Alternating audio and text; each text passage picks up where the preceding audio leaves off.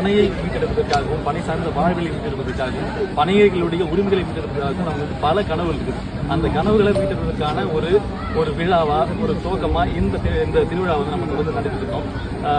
ஒரு நாள் நம்ம இந்த நம்முடைய கனவுகள் மெய்ப்படும் அன்றைக்கு பனை சார்ந்த தற்சார்பு வாழ்வியல் இங்க நிலைக்கும் நீடிக்கும். அதுவரை நம்ம தொடர்ந்து இந்த மாதிரியான விழாக்களை நம்ம நடத்துறது முக்கியத்துவம் வாய்ந்ததா நான் பார்க்கிறேன். இந்த விழாவினுடைய முக்கியமான நோக்கம் என்னன்னா, பனையேறிகள் அவங்க வேலைகள் செய்யறாங்க. அவங்க பனையில இருந்த சரி பயன்பாட்டு பொருட்களை உணவுப் பொருட்களையும் அலங்கார பொருட்களையும் எல்லாத்தையும் அவங்க உற்பத்தி பண்றாங்க. அது நுகர்வோருக்கு கொண்டு போய் சேர்க்கணும். நுகர்வோரும் ஒரு மாசு இல்லாத ஒரு பொருட்களை வாங்கி அவங்க பயன்படுத்தணும். அப்படி அவங்க பயன்படுத்தணும், இவங்க விற்பனை பண்ணணும், இவங்களுக்கு நியாயமான விலைகள் கிடைக்கணும்.